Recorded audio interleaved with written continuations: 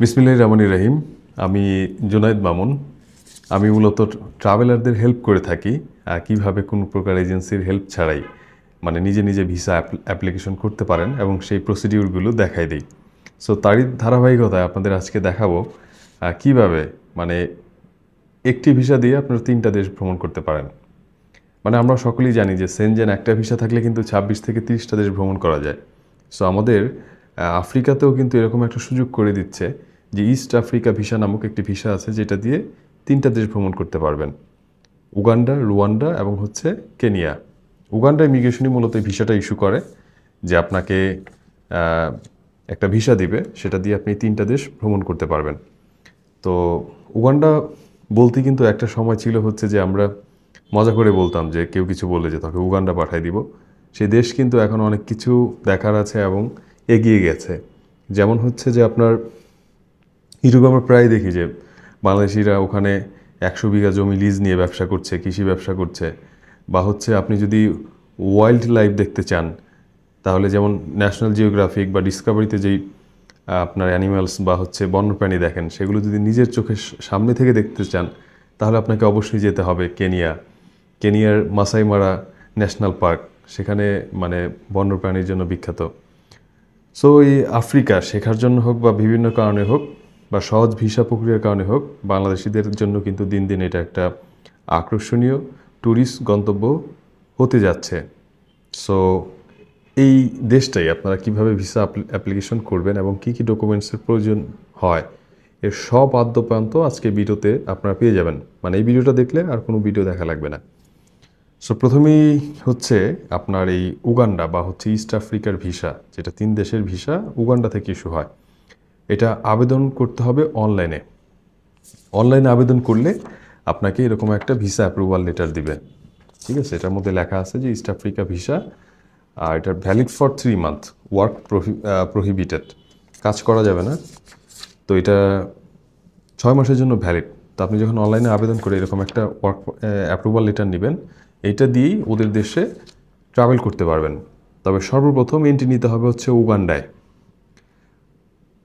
এটা আপনি নিলেন 6 মাসের মধ্যে যে কোনো দিন ট্রাভেল করবেন। তো এখন এই ট্রাভেল করার সময় উগান্ডা এয়ারপোর্ট থেকেও কিন্তু আপনার চমৎকারভাবে এরকম একটা সুন্দর স্টিকার ভিসা দিয়ে দিবে যে east Africa tourist visa valid for Uganda, Rwanda and Kenya. সেরকম একটা ভিসা, আপনার স্টিকার ভিসা, এটা নিয়ে যখন ট্রাভেল করবেন অ্যাপ্রুভাল লেটার নিয়ে, এই উগান্ডা এয়ারপোর্ট থেকে আপনার পাসপোর্টও দিয়ে দিবে। এরপর আপনি এই মাল্টিপল ভিসা দিয়ে উগান্ডার থেকে তারপর আপনি রুয়ান্ডা যেতে পারবেন বা কেনিয়া যেতে পারবেন। একাধিকবার এসব দেশে 3 মাসের জন্য থাকতে পারবেন। সো এটার জন্য আপনার সর্বপ্রথম হচ্ছে অনলাইনে আবেদন করতে হবে। আবেদন করলে দেন হচ্ছে আপনার অ্যাপ্রুভাল লেটারটা নিতে হবে, এবং এই অ্যাপ্রুভাল লেটার নেওয়ার ফি পড়বে হচ্ছে $100। সো চলেন আপনাদের একদম বাস্তবে দেখাই দিই যে কীভাবে আপনারা অনলাইনে এই অ্যাপ্রুভাল লেটারটা নেবেন বা অ্যাপ্লিকেশনটা করবেন।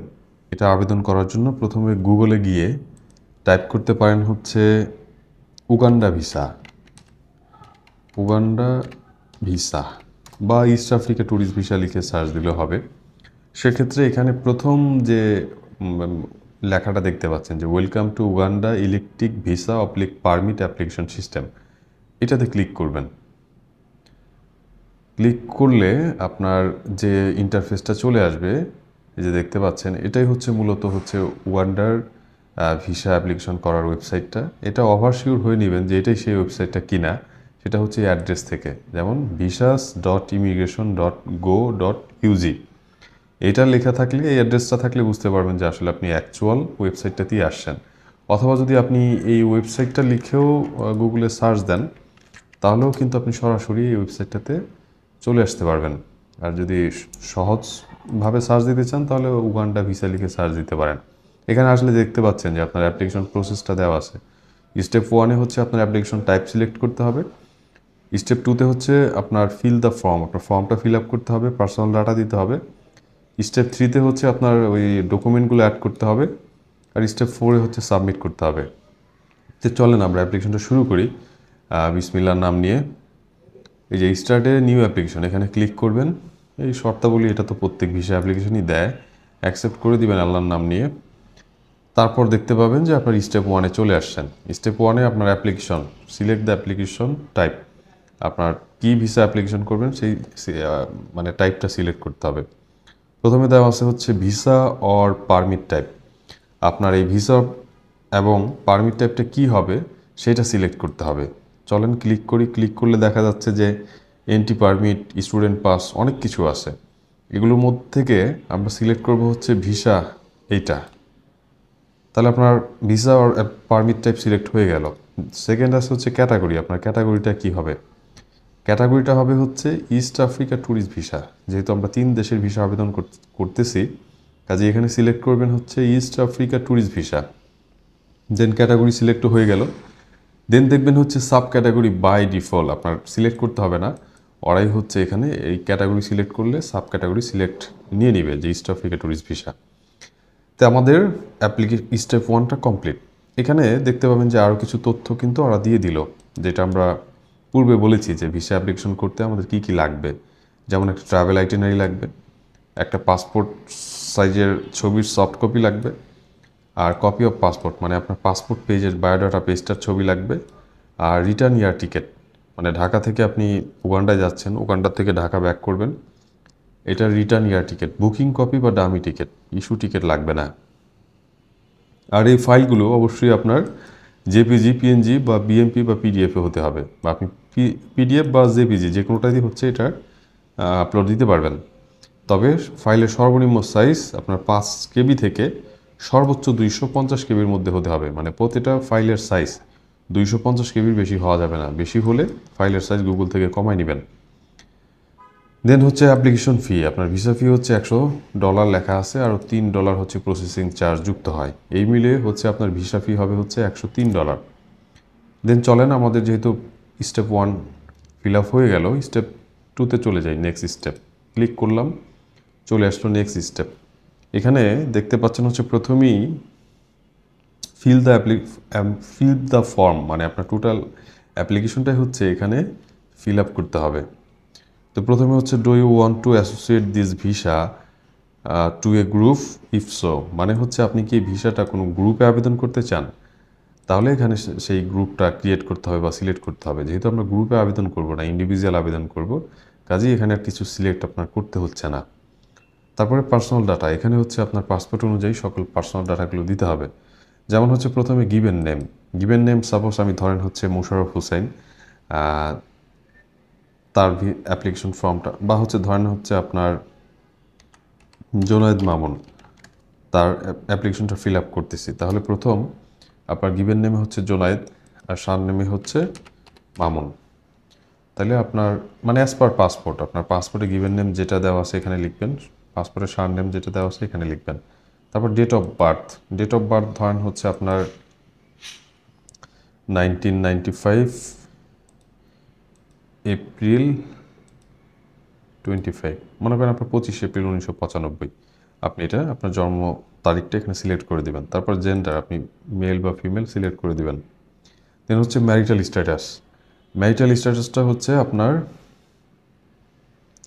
মনে করেন যে আপনি বিবাহিত না অবিবাহিত জাস্ট সিলেক্ট করে দেওয়া। ম্যারিড হলে ম্যারিড দিলেন, তখন আপনার স্পাউস নামটা দিতে হবে। সাপোজ স্পাউস নাম হচ্ছে আপনার জয়া আহসান, দেন আপনি এখানে সিলেক্ট করে দিলেন। স্পাউস নাম জয়া আহসান দিলাম, তার মানে এখানে আমার নাম রাখলে আবার ওয়াইফ রাগ করবে, এখানে এটা কেটে দিয়ে ডিফারেন্ট কিছু লিখে দিই। নাম হচ্ছে মনে করেন যে মোশাররফ হোসেন, ঠিক আছে, তার ওয়াইফের নাম হচ্ছে জয়া আহসান। দেন আপনার কারেন্ট ন্যাশনালিটি, আপনি বাংলাদেশি নিশ্চয়ই, তাহলে এখানে বাংলাদেশ সিলেক্ট করে দিবেন। দেন হচ্ছে do you have a dual nationality, মানে আপনার কি একাধিক ন্যাশনালিটি আছে, যেহেতু আমার নাই তো আমি এখানে নো দিয়ে দিলাম। আপনার একাধিক থাকলে একাধিক দিবেন। এরপরে হচ্ছে আপনার immigration status in your country of residence, আপনি বাংলাদেশে কী হিসাবে আছেন সেটা এখানে উল্লেখ করে দিবেন। যেহেতু আমরা সিটিজেন হিসাবে থাকি, সিটিজেন সিলেক্ট করবেন। এরপর হচ্ছে কান্ট্রি অফ রেসিডেন্স, আপনি কোন দেশে আছেন, বাংলাদেশ সিলেক্ট করে দিবেন। এখানে সিটি অফ রেসিডেন্স, আপনি কোন দেশে থাকছেন, সাপোজ আপনি ঢাকা আছেন তাহলে এখানে ঢাকা লিখে দিবেন আপনার শহরের নাম। আর কারেন্ট রেসিডেন্সিয়াল অ্যাড্রেস, আপনার পুরো ঠিকানাটা হচ্ছে এখানে লিখে দেওয়া লাগবে। আপনি বেটার হচ্ছে আপনার পাসপোর্টের যেই অ্যাড্রেসটা আছে ওই অ্যাড্রেসটা অনুযায়ী হচ্ছে এখানে ঠিকানাটা লিখবেন। মানে সেটা আপনার পার্মানেন্ট অ্যাড্রেস হোক বা কারেন্ট অ্যাড্রেস হোক, ম্যাটার না।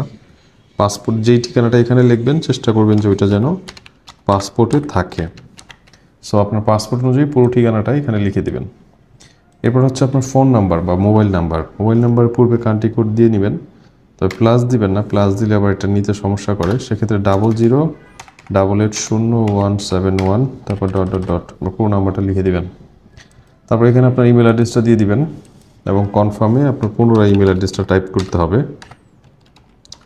ইমেল অ্যাড্রেসটা কিন্তু আপনার সঠিক হওয়া খুব গুরুত্বপূর্ণ, কারণ ভুল ইমেল অ্যাড্রেস দিলে আপনার ভিসা কপিটা কিন্তু ইমেল আর পাবেন না। কাজেই ইমেল অ্যাড্রেসটা ঠিকঠাক করে লিখবেন। তারপর হচ্ছে আপনার পাসপোর্ট ডাটা। পাসপোর্ট ডাটার মধ্যে আপনার এখানে প্রথম পাসপোর্ট টাইপ সিলেক্ট করতে হবে। যেহেতু আমাদের আম আদমি অর্ডিনারি পাসপোর্ট হয়ে থাকে, অর্ডিনারি পাসপোর্ট সিলেক্ট করবেন। এরপরে পাসপোর্ট নাম্বার দিবেন। সাপোজ আপনার পাসপোর্ট নাম্বার হচ্ছে সবগুলো 0। তো আপনি এখানে পাসপোর্ট নাম্বারটা বসাবেন। তারপর ইস্যুইং কান্ট্রি, পাসপোর্টটা কোন দেশ ইস্যু করছে। আপনি বাংলাদেশে থাকলে বাংলাদেশে ইস্যু করে।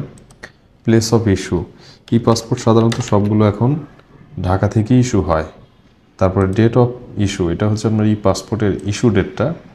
সাপোজ আপনার পাসপোর্টটা ইস্যু হয়েছে এবছরের এপ্রিলের 25 তারিখ, তাহলে এটা 10 বছর মেয়াদে হলে এক্সপায়ারি ডেট হচ্ছে আপনার 2035 এপ্রিলের 24 তারিখ। আপনার পাসপোর্টে তো এই তথ্য দেওয়া আছে, আপনার পাসপোর্ট ইস্যু ডেট কবে বা এক্সপায়ার ডেট কবে সেই অনুযায়ী লিখে দিবেন। প্রিভিয়াস পাসপোর্ট, এখানে হচ্ছে আপনার পূর্বের পাসপোর্ট নাম্বারটা বসা দিতে হবে। সেটা আপনার পাসপোর্ট কপির মধ্যেই দেওয়া আছে পূর্বের পাসপোর্ট নাম্বারটা, যদি থাকে তাহলে এখানে পূর্বের পাসপোর্ট নাম্বারটা বসাই দিবেন। এরপরে হচ্ছে আপনার address in Uganda, person, organisation, hotel বা ট্রাভেল এজেন্সি। আপনি নিচে লেখা আছে name and telephone number of your host, person, company বা হোটেল। আপনি উগান্ডাতে কোথায় থাকবেন এই সেখানকার হোটেলের নামটা এবং অ্যাড্রেসটা এবং চাইলে ফোন নাম্বারটা, এই 3টা জিনিস এখানে অ্যাড করে দিবেন। বুকিং দিতে হবে না, জাস্ট গুগল থেকে যে কোনো একটা হোটেল সার্চ দিয়ে বের করে ওটার নাম ঠিকানাটা এখানে বসায় দিবেন। সাপোজ আমি এখানে গুগলে গিয়ে লিখলাম হচ্ছে যে হোটেল ইন উগান্ডা, কেমন সার্চ দিলে যে হোটেলের ডিটেলস চলে আসলো। আমি এখান থেকে মনে করেন যে এই যে কোনো একটা হোটেলের নামটা নিয়ে নিলাম, প্রথম নামটা এখানে বসালাম, তারপর কমা দিয়ে এদের ঠিকানা এবং ফোন নাম্বারটা নিলাম, সেটা এখানে বসাই দিলাম।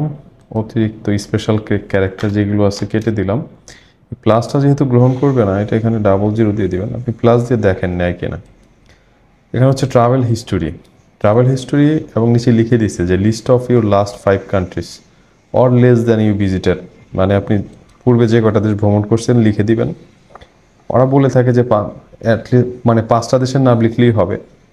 আপনি যদি 5টার বেশি ভ্রমণ করেন চাইলে লিখে দিতে পারেন, বা 5টা কম ভ্রমণ করলেও সেটা আপনি 3টা করলে 3টাই লিখে দিবেন। সাপোজ আপনি ভ্রমণ করছেন ইন্ডিয়া, রাশিয়া, চায়না বা ইন্দোনেশিয়া, এখানে লিখে দিলেন। এরপরে হচ্ছে পারপাস অফ ভিজিট, যেহেতু আমরা ট্যুরিস্ট ভিসায় যাব, পারপাস অফ ভিজিটটা হবে ট্যুরিজম।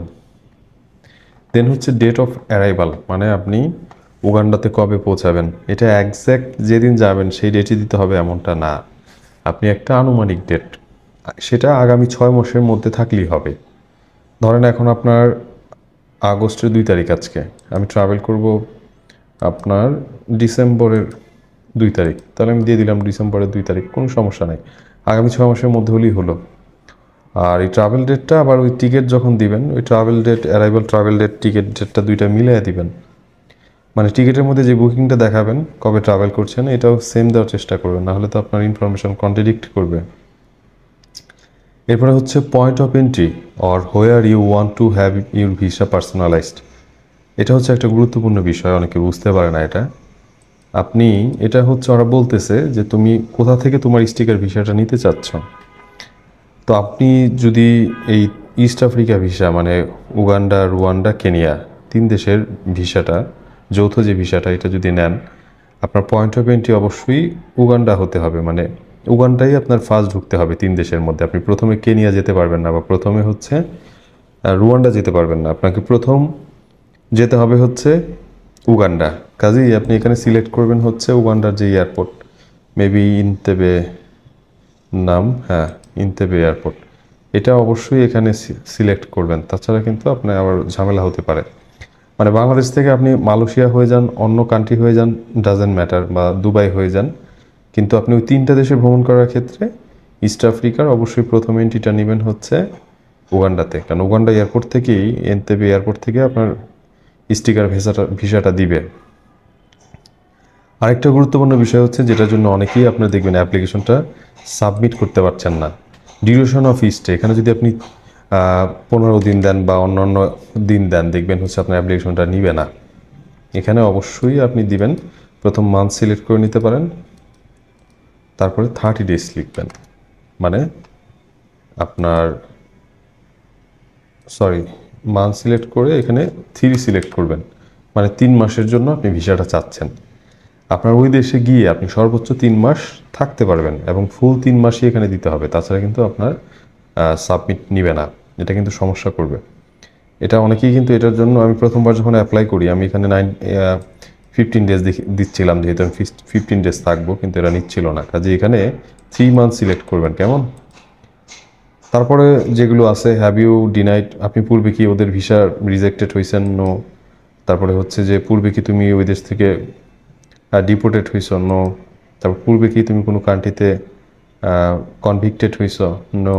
তারপর কোনো ক্রিমিনাল প্রসিডিং তোমার নামে আছে কি না, নো। তারপর তুমি কোনো মানসিক অসুস্থতায় ভুগছো কি না, নো। এগুলো দেওয়া শেষ হলে আই এম নট রোবট ক্যাপচাটা ক্লিক করে নেক্সট স্টেপে ক্লিক করবেন। দেখবেন যে কোথায় কোথায় আপনার ভুল আছে, যেগুলো কারেক্ট করতে হবে, ওরা লাল কালি দিয়ে দেখাই দিবে যে এই যে, যেমন এখানে প্লেস অফ বার্থ আমি সিলেক্ট করিনি, এখানে আপনার দিয়ে দিতে হবে। যেগুলো যেগুলো আপনার ফিল আপ হয়নি, এখানে পুরো ফোন নাম্বারটা দিয়ে দিতে হবে। সো এইভাবে আপনার সব কিছু ফিল আপ করতে হবে, ঠিক আছে। যেমন এখানে একটা ইনফরমেশন ছিল, do you have any children under on your passport accompany you, মানে তোমার সাথে তোমার কোনো বাচ্চা যাচ্ছে কিনা, গেলে এখানে তার তথ্য দিতে হবে, না গেলে নো। তারপরে যে উগানটা, যেমন আমি এই যে এখানে প্লাস আছে, এ কারণে কিন্তু নিচ্ছে না, ইনভ্যালিড ফিল্ড দেখাচ্ছে, মানে এখানে প্লাসটা কেটে ডাবল জিরো লাগাই দিবেন। দুটো একই মিন করে, কিন্তু প্লাস থাকলে নিচ্ছে না বা নিবে না।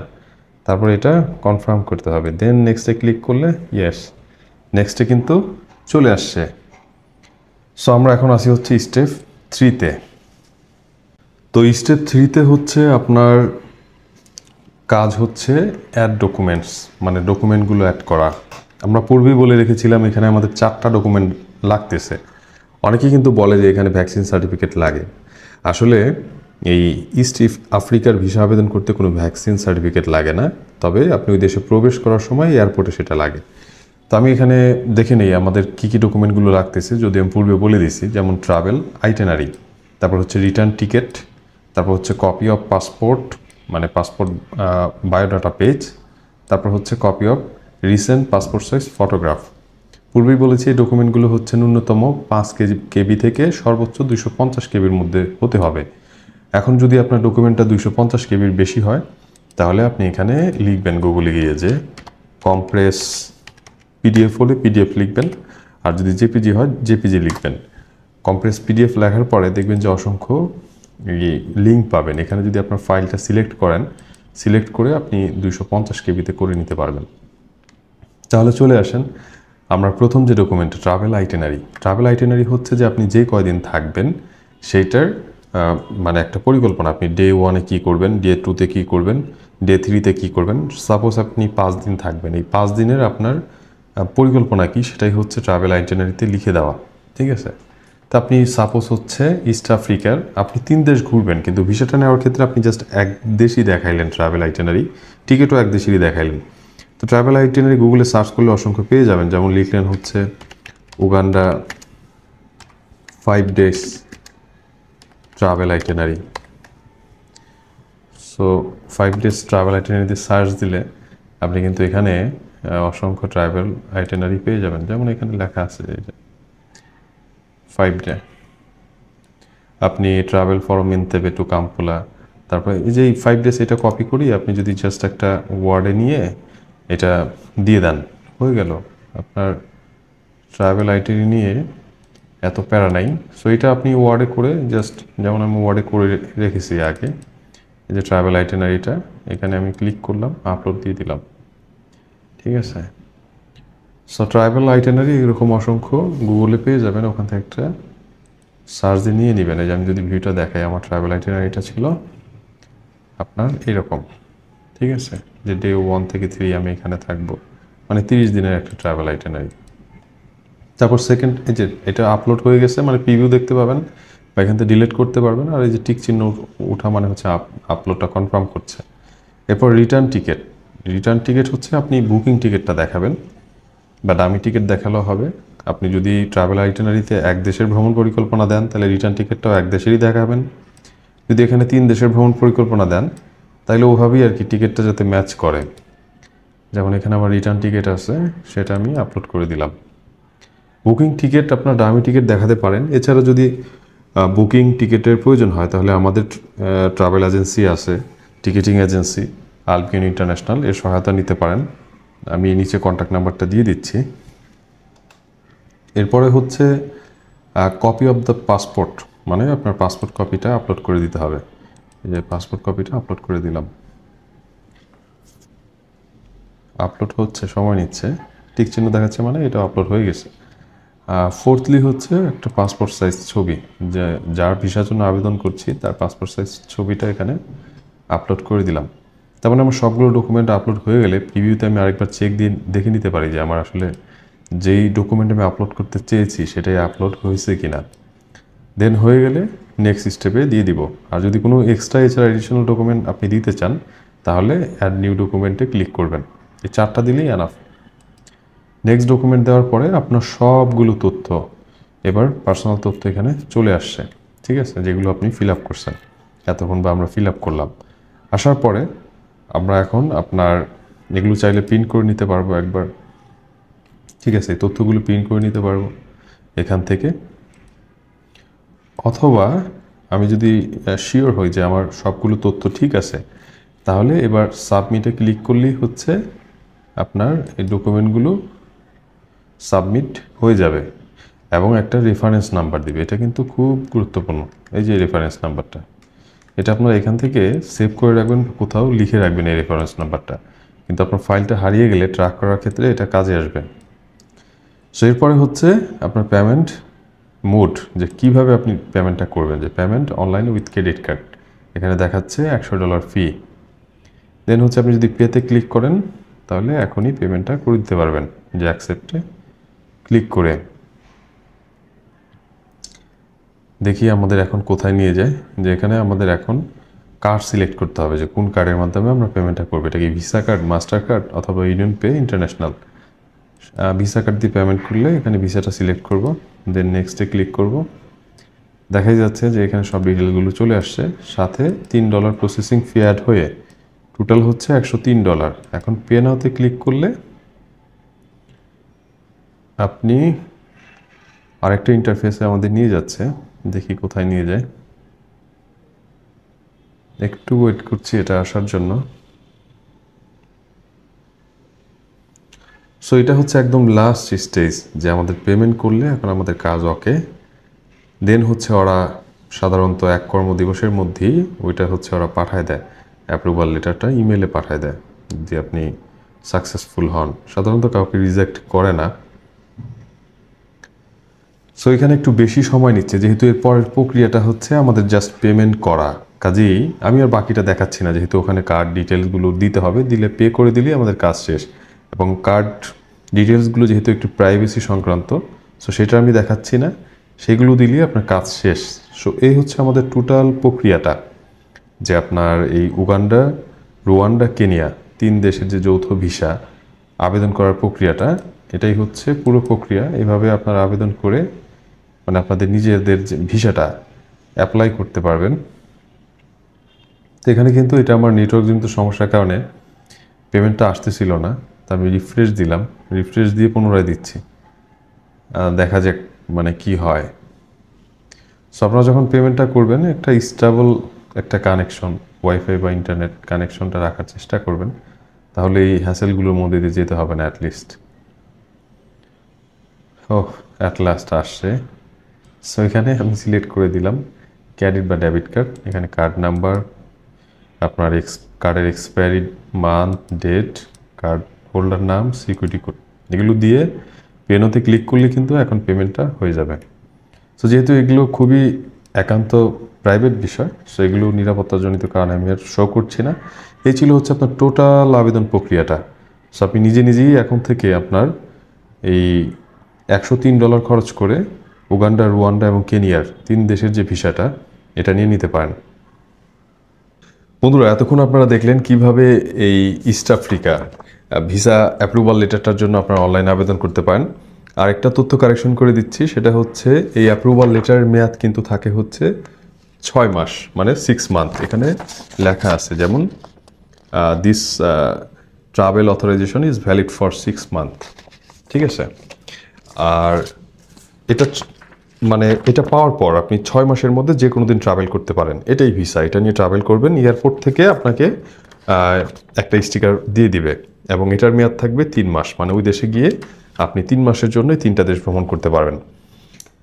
সো আরও কিছু টিপস অ্যান্ড ট্রিক্স দিয়ে রাখি যেগুলো ওদের এই ভিসার শর্ত।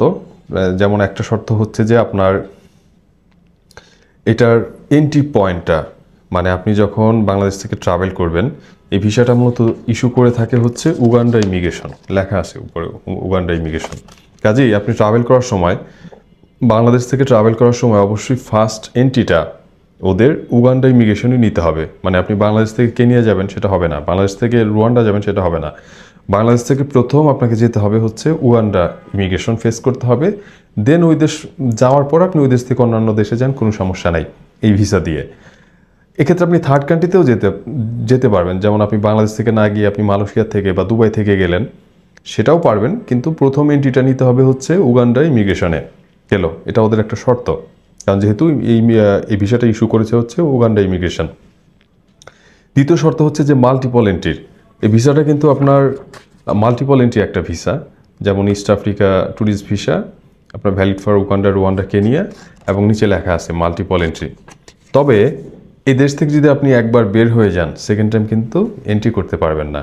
যেমন আপনি বাংলাদেশ থেকে মনে করেন যে উগান্ডা গেলেন, উগান্ডা থেকে আবার যদি মিশর বা ইজিপ্টে চলে যান, দেন কিন্তু আবার আপনি সেকেন্ড টাইম এই উগান্ডা বা হচ্ছে ওদের ইস্ট আফ্রিকা 3টা কান্ট্রিতে কিন্তু আর ঢুকতে পারবেন না। তবে আপনি উগান্ডা যাওয়ার পর সেখান থেকে একাধিকবার এই 3 মাসের মধ্যে আপনি উগান্ডা থেকে রুয়ান্ডা যেতে পারবেন, বা উগান্ডা থেকে কেনিয়া যেতে পারবেন, রুয়ান্ডা থেকে আবার হচ্ছে উগান্ডায় আসতে পারবেন। এই 3টা দেশে একাধিকবার যাতায়াত করতে পারবেন, কিন্তু বের হলে আর ইন করতে পারবেন না। এটাও ওদের একটা শর্ত। আরেকটা বিষয় থাকে হচ্ছে আপনার ইয়েলো ভ্যাকসিন সার্টিফিকেট বা হলুদ জ্বরের সার্টিফিকেট। আপনারা কিন্তু জেনে থাকবেন যে আফ্রিকা ভ্রমণ করতে হলে কিন্তু এই সার্টিফিকেটটা ম্যান্ডেটারি ওদের ইমিগ্রেশন করতে। আপনার অবশ্যই ইয়েলো ভ্যাকসিনটা যেহেতু ওদের দেশে কমন, এটার আপনি এই ভ্যাকসিনটা নিছেন, এটা একটা সনদ কিন্তু আপনাকে নিয়ে যেতে হবে, ওদের ইমিগ্রেশন দেখতে চাবে। কাজেই এই সনদটা বাংলাদেশের বিভিন্ন প্রাইভেট হসপিটাল দেয়, সেখান থেকে যোগাযোগ করে এই সনদটা নিয়ে নেবেন। তবে ভিসা আবেদনের সময় কিন্তু এটা ম্যান্ডেটারি না, আপনার লাগবে না, কিন্তু এয়ারপোর্ট ফেস করার সময় এটা লাগবে। আরেকটা আসি যে কেমন ট্রাভেল হিস্ট্রি পার্সনদের এই দেশটা ট্রাভেল করা উচিত।